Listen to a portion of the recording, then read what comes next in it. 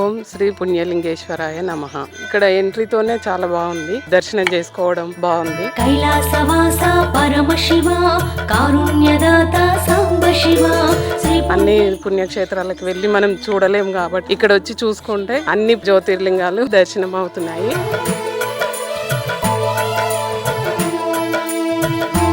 అభిషేకం చేయడం ఇదంతా మాకు బాగా నచ్చింది. లో ఎలాగైతే గంగాహారతి ఇస్తారో ఇక్కడ కూడా సాయంత్రం 7 గంటలకు గంగాహారతి ఇస్తారు. వచ్చి దర్శనం చేసుకోవచ్చు.